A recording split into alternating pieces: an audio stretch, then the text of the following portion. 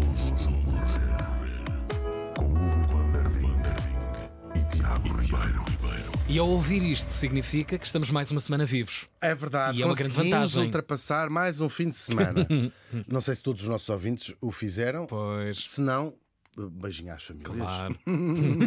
Daqueles que não conseguiram passar este fim de semana. Por acaso nunca há esse discurso, já reparaste? Nunca há um discurso tipo coletivo a dizer assim: aqueles que nos abandonaram, um beijinho para as famílias, não sei o quê. exatamente, para Aqueles os que cá continuam. ficam. Pá, ainda bem, Exatamente. estamos juntos mais A vida uma é vez. mesmo assim, um dia Claro. chegará também a nossa vez. Hoje chegou a vez de uma mulher, também ela, muito especial. Também, como tu, Tiago. Claro. Também és uma E mulher com uma bastante trilha especial. que acabaste de pedir. Exatamente. Neste dia, estávamos em 1999. Nem chegou a ver o computador Pois morrer, não, o computador passar-se dela. completamente. Sim. E aquele. Como é que se chama essas coisas que vocês usam no pulso para ver que se vão Relógio? morrer? Não, isso eu também uso. Há uns, aqueles da Apple que dizem que estás a morrer, estás a morrer, sim, estás sim, a morrer. não sei o que Watch. Não lembro. Eu acho que é Apple Watch, É. exatamente. E morri em 1999 em Lisboa. Outra vez Lisboa. Saímos a semana passada de De Lisboa. Lisboa, cá Agora estamos outra vez. é tudo em Lisboa, sempre a mesma coisa. Mas ela por acaso não nasceu lá. Vou-te contar tudo sobre esta pessoa. E morri aos 94 anos. Xiça. Mais uma daquelas duraças. É verdade. Falamos de Maria José Estanco, a primeira arquiteta portuguesa. Tomem assim, Vá lá. designação, já Tá título ali. para este episódio. Já para a abertura do que vamos falar. Maria José nasceu em 1905 em Lolé. Era algarvia, portanto, Ok, se não ok. me falha a geografia. E Podia ser possivelmente marroquina, depende para a da época. família Misé, de certeza. Era a miséria, exatamente. Ou Zeca, também pode ser Zeca, Uhum. pode ser, há assim vários para Maria José. Lolé, claro, em 1905 era algarvia. Se fosse em 905 era marroquina. por Pois, exemplo. pois, faz sentido, Hugo. Já era a Maria José marroquina, como a tratavam se calhar lá em Lolé. Bem, no século Noutros X. contextos. Não, noutros contextos. Ela tem familiares Hugo, vivos. É uma Hugo. senhora que morreu em 99. Hugo. Tiago. Tiago. E por acaso tem parentes, já vais ver de onde. Bom, ela vai começar por estudar desenho nas Belas Artes, mas depois vai fazer uma viagem que lhe muda a vida e vai resolver embarcar nessa aventura que foi ser a primeira mulher formada em arquitetura em Portugal. Antes disso, vamos fazer outra viagem, claro, à história das próprias mulheres na arquitetura. Uau. É um ofício tão antigo que, pelo menos, antigo como as sociedades, nem vamos mais longe, porque se calhar esculpir uma gruta não vamos considerar, ou fazer não é obra, mas fazer a concepção de uma gruta não é propriamente o trabalho de arquitetura. Mas com outros nomes, esta ideia de que alguém tem que conceber os edifícios, claro, é pelo menos tão antiga como as sociedades humanas. Claro. E E a sua concentração, não é? claro, sim, claro. Bem, nós sabemos, mais próximo de nós já são coisas completamente artísticas, mas mesmo no iniciozinho, os edifícios maiores, bem, tudo. As casas talvez fosse uma coisa mais. Cada pessoa fazia à sua maneira, mas há edifícios públicos e tudo. Nós sabemos que a arquitetura nos acompanha desde das sociedades. Agora, é impossível pensar que em vários milhares de anos, então não houve mulheres que também o fizeram.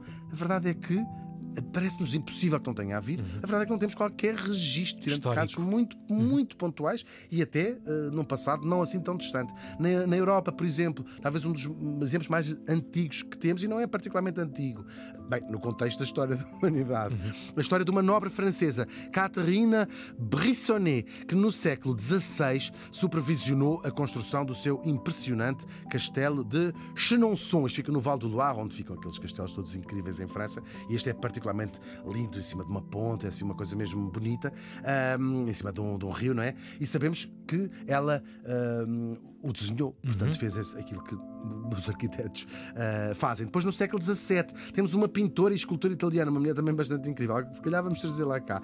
Chamava-se ela Plautilia Bricci, muito consagrada no seu tempo como pintora, porque havia mulheres muito consagradas como pintoras, não é? A quem foi encomendada, isto portanto é já a outra era a sua casa, não é? Claro. Aqui já era uma encomenda fora, uma belíssima vila como se chama, um palácio em Roma, e também uma ou duas capelas e coisas que chegaram aos seus planos. Portanto, uma das primeiras encomendas, na verdade. Sim, não é? tal e qual. Que Olhando para aquela pessoa como um profissional daquilo. É ela, sim, é ela. Muito, muito fixe. Claro, a trabalhar já como arquiteta, alguém de fazer as encomendas. Na mesma altura, no século XVII, a Inglaterra foi também o berço muito destas mulheres arquitetas, bem, até de homens arquitetos também. Temos uma aristocrata, Lady Elizabeth Wilbraham, que tinha supostamente desenhado a construção ou desenhado o edifício do Wotton House, uma daquelas manors ingleses, aqueles palácios ingleses impressionantes. Eu digo supostamente porque, como acontecia muitas vezes, a autoria dela foi durante muito tempo atribuída a homens. Pois. E ainda hoje é uma coisa que os historiadores dizem, não sabemos se foi, não sabemos se não foi. Difícil localizar, não é? A verdade no meio disso. Há até um historiador que diz, olhando para o estilo, para o género, ele acredita, talvez seja demasiado, que possa haver em Inglaterra até 400 edifícios que tenham sido desenhados por esta mulher. As provas que ele tem são muito circunstanciais, é parecido com, mas de facto chegou até nós, há um grande, chama-se Palladium, há um grande livro de arquitetura que existia já nesta altura do século XVII, em que está completo, de XVIII, aliás, está completamente anotado pela mão dela, com anotações. Era um guia, era um livro técnico, se quisermos, e está todo anotado por ela, o que mostra, pelo menos, que faz algum trabalho. Ela estava a trabalhar. Mãos na massa. Mãos na massa, claro. Século XIX ainda vão aparecendo outras mulheres, sobretudo duas em Inglaterra, a desenhar casas importantes, mas os seus nomes eram quase sempre trocados pelos dos seus mestres, ou seja, colaborou com e apagado. Tanta vez a mesma história. Sim, não é incrível. Nós às vezes estamos sempre a repetir estamos sempre com o mesmo tema, mas o tema é que se repete, nem somos nós. Claro, nem somos dados a nós somos grandes repetições, claro. Sim, nós somos um mero veículo. E vai ser no século XIX que a arquitetura passa a ser uma profissão regulamentada, portanto, com as suas ordens e com os estudos superiores para Ordem! E como sabemos, a educação superior estava vedada às mulheres. Estamos aqui ainda a falar do contexto europeu. Mas começa também é nesta altura que começa a luta de várias mulheres para exigirem serem admitidas nas universidades como estudantes. Vêm para a primeira mulher de todas a formar-se em arquitetura na Europa. Signe Ornborn, uma finlandesa, isto aconteceu na Finlândia, que acabou o seu curso em 1890. É verdade. A primeira mulher a licenciar-se em arquitetura. E não foi assim há tanto tempo, 1890. Ainda assim, com o estatuto de aluna especial, e o seu grau académico foi conferido também a título especial. E vai ser depois, graças à insistência de muitas outras mulheres, da Alemanha à América também, que as universidades vão finalmente abrindo as suas portas à outra metade do mundo. Em Portugal, a primeira foi a nossa morta de hoje, Maria José Estanco. Ela ainda bastante nova, antes de estudar, viveu um tempo com a mãe no Brasil e teve a chance, que não acontece muitas vezes, e deve ser fascinante, de ver uma cidade ser construída de raiz. É verdade, eu sou fascinado com isso. Sim, Adorava ter visto Brasília a ser construída. E o Brasil teve muitos casos, não foi? Durante muito tempo. Teve, sim. De coisas de terreiros, de nada que se fizeram cidade. Agora adorava ir para a Indonésia, que vão transferir a capital, que está a ficar com muitos problemas de submersa, penso eu, na ilha de Java, e vão mudar para a ilha de Bornéu, vão fazer uma mega cidade do século XXI para ser a nova capital da Indonésia, ficando Jakarta, aliás, a capital económica. Mas é incrível, e vão poder fazê-lo com tudo aquilo que nós hoje acreditamos ser uma cidade ecológica, moderna, tecnológica. Estou muito entusiasmado para ver. É uma obra nova, não é? É uma obra nova. Mas uma mega obra, megapolis. Imagina, um país gigantesco, claro, vamos ver. A cidade que a nossa Maria José Estanco assistiu no Brasil chama-se Marília e fica no estado de São Paulo. Eu não sei se a arquitetura também tem um bichinho, como tem a rádio ou o teatro, mas se tem, foi aqui que ela apanhou este bichinho da arquitetura. E quando volta a Portugal, decide estudar de facto arquitetura. Estamos em 1942, quando ela vai defender a sua tese de licenciatura acerca do primeiro Jardim-Escola João de Deus construído no Algarve, e passou com muita distinção. Aliás, nesse ano recebeu também o prémio de melhor aluna de arquitetura, esta que foi a primeira mulher licenciada em arquitetura. Agora, se a vida académica correu bem, com este destaque todo, e até mesmo ela fala com os colegas e tudo, era uma coisa de igual para igual. Sim. Só que a entrada no mercado de trabalho foi outra música muito, muito diferente. Clientes preconceituosos. Tal e qual. E os próprios arquitetos. Para muita gente, uma mulher arquiteta era simplesmente impensável. Ela chegou a ser ridicularizada nos jornais. Ela não conseguiu entrar em nenhum ateliê. Portanto, a questão era na base mesmo. Eram os próprios.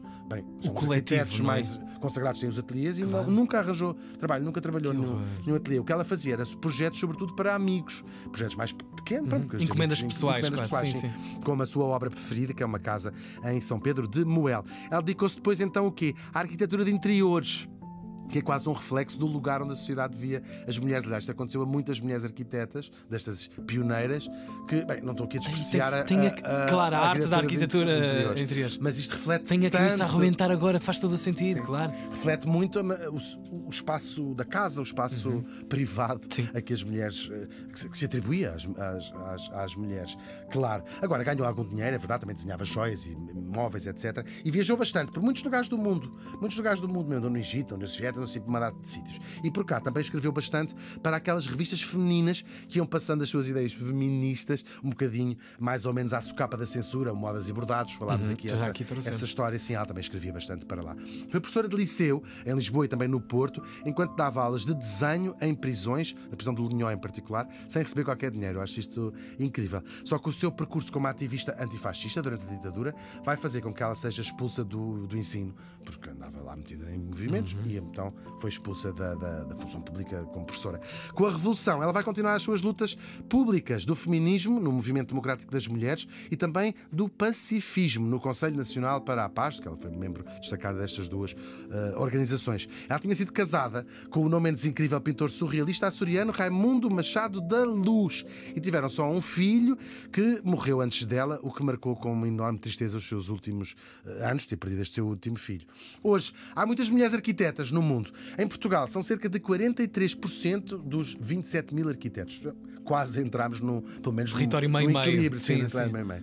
Mas, de facto, as grandes estrelas da arquitetura continuam a ser os homens. Serve de referência o Prémio Pritzker, que é o Nobel da arquitetura, tem 45 anos e foi, neste tempo todo, entregue apenas a 6 mulheres. E a primeira das quais, só em 2004, a estrela, sim, ela iraquiana, Zaha Hadid, que já morreu.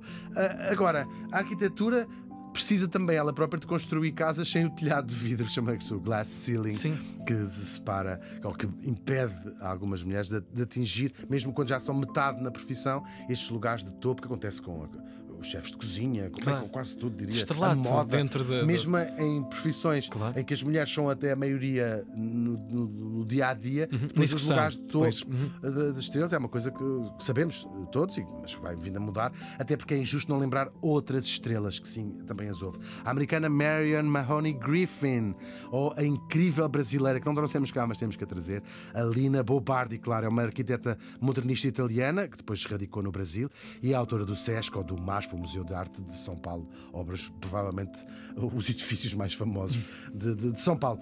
Cada pessoa, à sua medida, ajuda na construção do mundo. Estamos aqui a falar de construção do mundo. Os arquitetos, em particular, ajudam na construção do mundo, fazendo com que as coisas depois também não caiam no fim. Bem, não é isso, aliás, sequer que os arquitetos fazem. Eles também moldam e vão esculpindo a forma como nós ocupamos o espaço. Pensamos, é isso que fazem os arquitetos, a maneira como nós vivemos, ocupamos o espaço do nosso planeta. E o nosso tempo, não é? E o tempo, a passagem do sim, tempo por isso tal e tudo. qual. O que nos fica do passado são muitas vezes os edifícios também. A história da arquitetura está cheia também de mulheres que, de uma maneira ou de outra, seguramente participaram nesse processo. E essa história continua a ser escrita aos ombros de quem? Da tal condessa francesa que desenhou o seu próprio castelo, dessa italiana que construía capelas, da finlandesa que bateu o pé para entrar na faculdade e, claro, da primeira mulher arquiteta portuguesa, a Maria José Estanco. Morreu faz hoje 25 anos.